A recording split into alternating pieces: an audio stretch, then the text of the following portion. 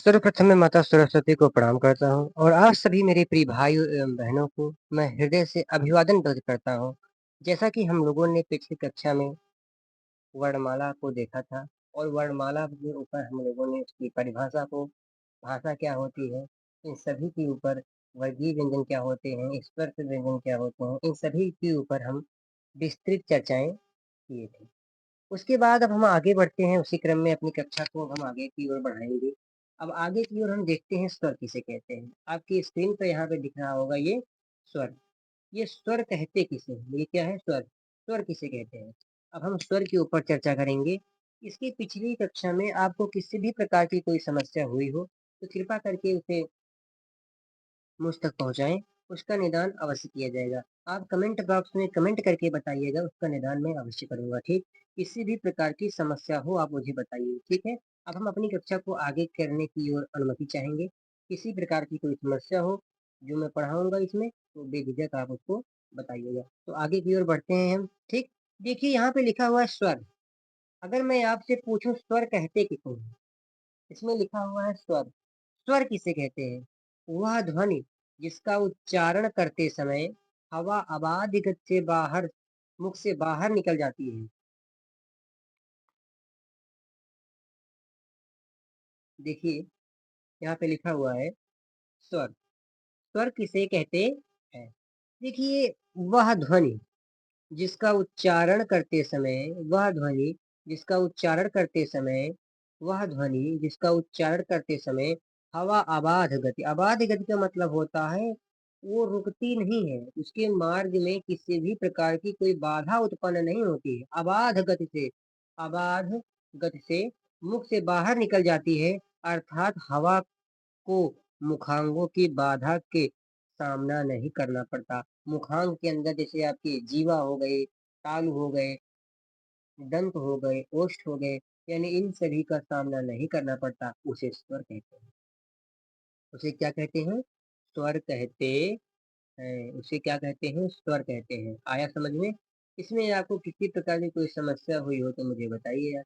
इसमें आपको किसी प्रकार की कोई समस्या हुई हो तो मुझे बताइए। आया समझ में? हिंदी में निम्नलिखित कितने स्वर हैं? हिंदी में निम्नलिखित 11 स्वर हैं। हिंदी में निम्नलिखित कितने स्वर हैं? हिंदी में निम्नलिखित आपके 11 स्वर हैं। देखिए अ, आ, इ, ई, उ, ऊ, री, ए, ए, ओ, औ, ए, ए, ओ, औ। ये टोटल कितने हो गए आपके? 11। हिंदी में कितने स्वर हो गए आपके? 11। हिंदी में कितने स्वर हो गए आपके? 11 हो गए। अब परिभाषा क्या कहती है? वह ध्वनि जिसका उच्चारण करते समय हवा अबाध गति से बाहर निकलती है, उसे मुखांगों के अंगों का सामना नहीं करना पड़ता, यानी मुखांगों की बाधा की सामना नहीं करना पड़ता, उसे क्या कहते हैं? स्वर कहते हैं। आया समझ में? जैसे बोलिए आप आ, आ, इ, ई, उ, ऊ। इसमें किसी भी प्रकार के मुख के अंगों का सामना नहीं करना पड़ रहा है। आया समझ में? इसमें आपको किसी भी प्रकार की कोई समस्या हुई हो तो मुझे आप बताइए, उसका निदान किया जाएगा। आगे की ओर बढ़ते हैं। अब देखिए स्वरों का वर्गीकरण क्या है? स्वरों का वर्गीकरण। देखिए मैं आपको जो ये पढ़ा रहा हूँ ये बहुत ही गहराई के अंदर जाके मैं पढ़ा रहा हूँ। मैं ऊपर ऊपर आपको नहीं पढ़ाऊंगा। ऊपर ऊपर भी मैं आपको पढ़ा सकता हूँ, लिखा सकता हूँ, लेकिन नहीं, हम आपको एकदम गहराई से बताएंगे। इसमें किसी भी प्रकार की आपको कोई समस्या हो तो आप मुझे तुरंत के तुरंत बताइएगा। अगर आप कहोगे तो मैं 15-15 मिनट का वीडियो बनाऊंगा, मैं 10-10 मिनट का वीडियो बनाऊंगा। किसी भी प्रकार की आपको समस्या हो तो आप बताइए। हाँ, अगर यदि आप कहोगे तो 1 घंटा का बनाइए, मैं 40 मिनट का भी बनाऊंगा, 45 मिनट का भी बनाऊंगा। ठीक, जैसा आप कहेंगे उसका निदान किया जाएगा। यहाँ पे लिखा हुआ है स्वरों का वर्गीकरण।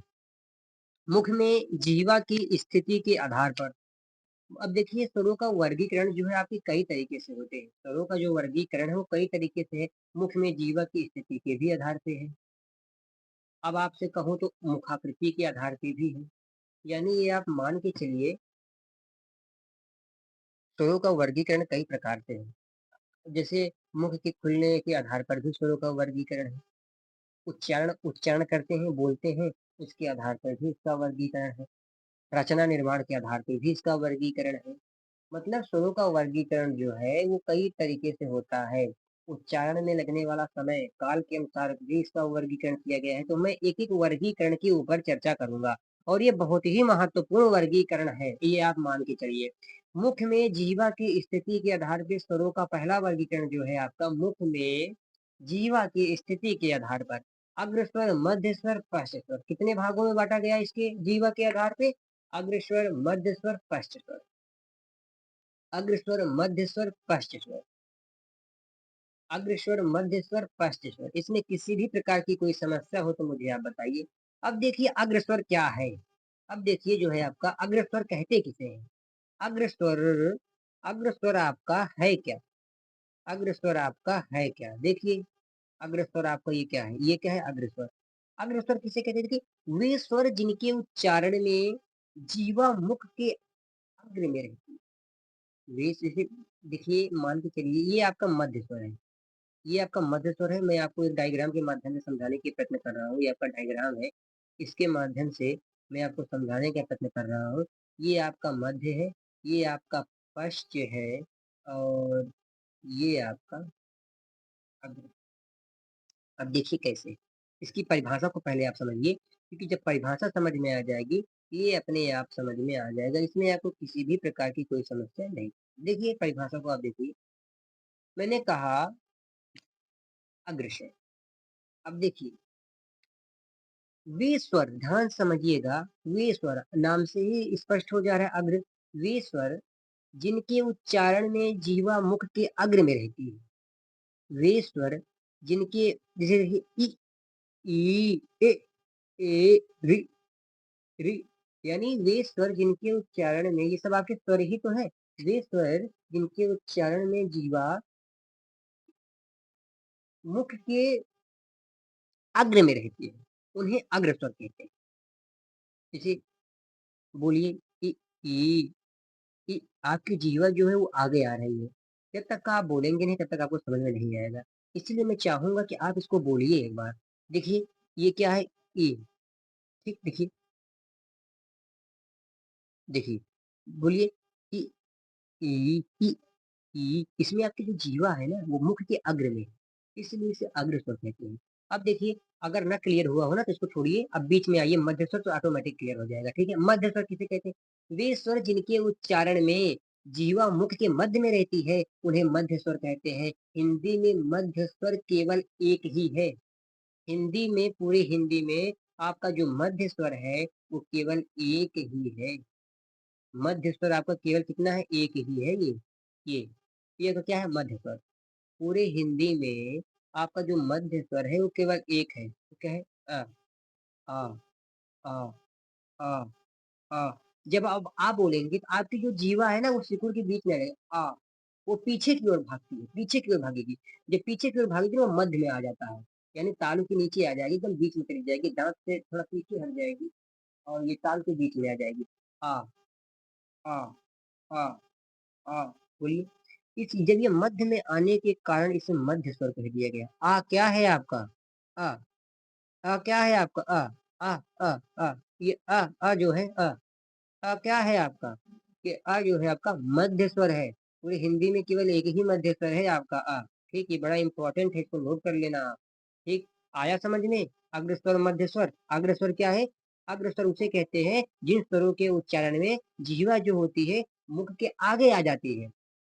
उसके उच्चारण में जीवा जो होती है वो अग्र में आ जाती है, मुख के अग्र में आ जाएगी, उसे अग्रेसर कहते हैं। ई, अ, अ, देखिए ई, ए, रि, देखिए आगे आ रही है, बीच में जा रही है। अब देखिए आता है पश्च स्वर।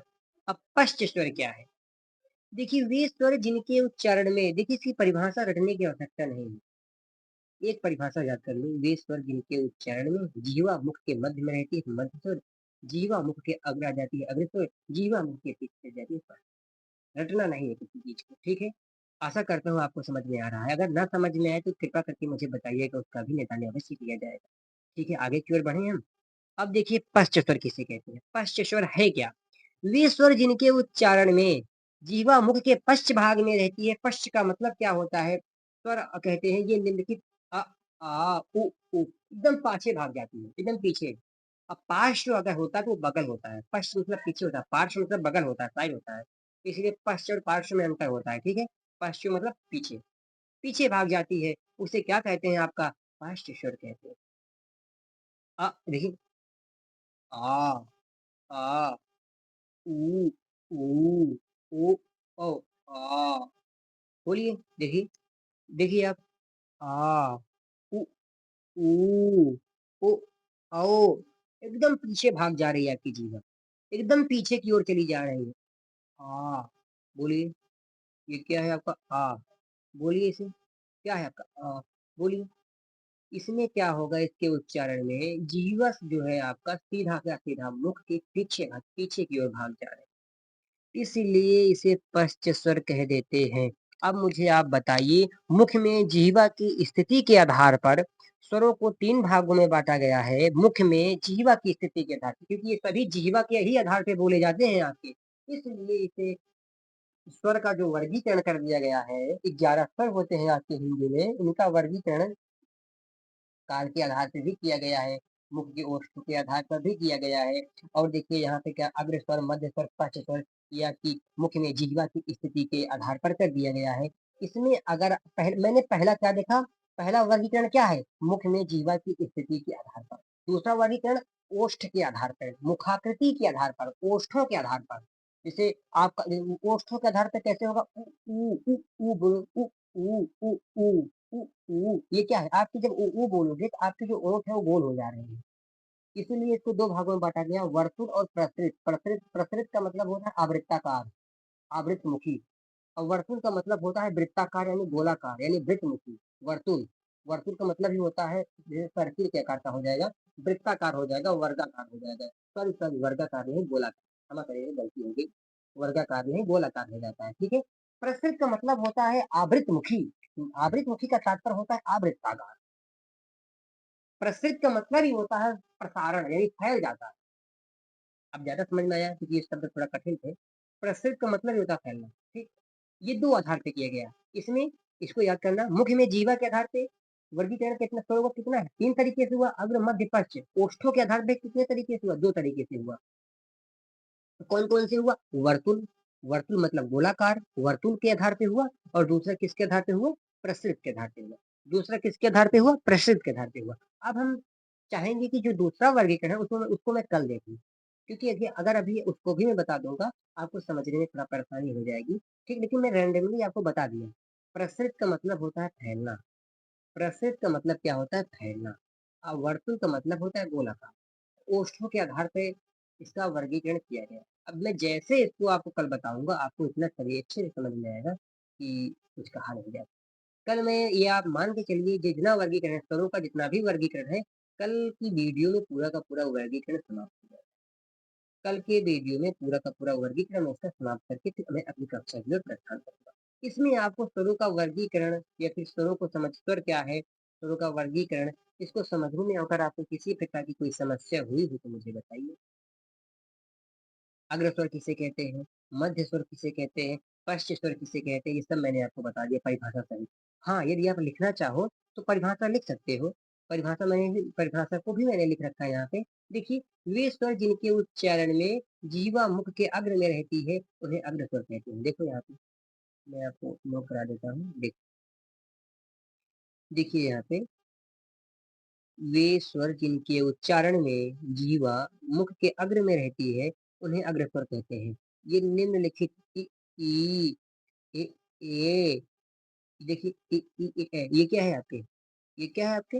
अग्र, ये क्या है आपके? अग्रसर। क्योंकि जब इनको आप बोलोगे तो जीवा आपके आगे आ जा रही है, ठीक? इसमें किसी प्रकार की कोई समस्या हुई तो मुझे बताइए। इसको मैंने समझा ही दिया था आपको, इसको मैंने आपको समझा ही दिया था। अब आगे की ओर बढ़े। अब देखो हम आगे की ओर बढ़ते हैं, ठीक है? देखो यहाँ पे, अब देखिए मध्य स्वर आ गया। मध्य स्वर की परिभाषा को हम देख लेते हैं। वे स्वर जिनके उच्चारण में जीवा मुख के मध्य में रहती है उन्हें मध्य स्वर कहते हैं। हिंदी में मुख्य स्वर केवल आ है। इसको आप नोट कर लेना, बहुत ही इंपॉर्टेंट है। केवल ये आ है, यही आपका मध्य स्वर है, यही आपका मध्य स्वर है। इसके उच्चारण में जीवा मध्य में आता है। किसी प्रकार की कोई समस्या हुई हो तो इसमें मुझे बताइए। आगे की ओर बढ़ें। अब देखिए यहाँ पे क्या है आपका पश्च स्वर। वे स्वर जिनके उच्चारण में जीवा मुख के पश्च भाग में रहती है, उन्हें पश्च स्वर कहते हैं। ये निम्नलिखित उ, ऊ, उ, औ, अ, आ, उ, ऊ, ओ, औ, ये आपके क्या है? पश्च स्वर है। क्योंकि इनको जब आप इनका उच्चारण करेंगे तो आपका जो जीवा है वो सीधे के सीधे पश्च भाग की ओर पलायन कर जाती है। इसी के कारण ये आपका पश्च। अब देखिए मैंने आपसे कहा ना दूसरा क्या है? ओष्ठ मुखाकृति के आधार पे। ये बड़ा इंपॉर्टेंट है। ओष्ठ मुखाकृति के आधार पे। ओष्ठ क्या है? मुखाकृति के आधार पे। देखिए ओष्ठों के आधार पे इसका वर्गीकरण किया गया है। ओष्ठों के आधार पे वर्तुल यानी गोलाकार। वर्तुल यानी गोलाकार। देखिए यहाँ पे देखिए अगर आप ध्यान से देखिए यहाँ पे लिखा हुआ है प्रसरित। प्रसरित। प्रसरित आवृत्ताकार। आवृत्ताकार। आवृत्ताकार मतलब वो होता है। आ क्या है आपका उपसर्ग। आ क्या है आपका उपसर्ग। वृत्ताकार में आ उपसर्ग जुड़ गया। इसका नकारात्मक है ये नहीं जो गोलाकार ना हो यानी जो फैला हुआ हो। ऊपर आपको दे दे एक्सप्लेन कर दिया प्रसरित। प्रसरित का मतलब ये होता है फैलना। यानी इसके वो यानी इसके वो चरण में आप यानी जो प्रसरित यानी गोल नहीं होगा वो फैल जाएगा और फैल जाएगा इसलिए इसको प्रसरित। अब मैं चाहता हूँ ओष्ठों को जो आकृति के आधार पे किया गया है इसको मैं आपको कल बताऊं। इसको मैं आपको कल बताऊं। कल अब हम आपको यहाँ से बताएंगे दूसरा वर्गीकरण से। जितना मैंने आपको पढ़ाया है इसमें किसी भी प्रकार की आपको कोई समस्या नजर आई हो तो कृपा करके उसे बताइए। उसका निदान अवश्य किया जाएगा। इसमें किसी भी प्रकार की आपको कोई समस्या हो तो मुझे बताइए। बेझिझक मुझे आप बताइए पढ़ाने में, कंटेंट में या मेरे बोलने में या किसी भी प्रकार की कोई त्रुटि हो गई हो कृपा करके आप मुझे बताइए। मुझे किसी भी प्रकार का कोई वो नहीं है। आप मुझे बताइएगा उसका निदान अवश्य हो जाएगा। तो आज के लिए बस इतना ही। कल मिलते हैं फिर से नई क्लास में अपनी पोस्टों के मुखाग्रती के आधार पर हम आपको लेके आएंगे। इसमें किसी भी प्रकार की आपको कोई समस्या होती है कृपा करके बताइए समाधान अवश्य किया जाएगा। तो आज के लिए बस इतना ही और आप लोगों से मैं अब विदा चाहूँगा।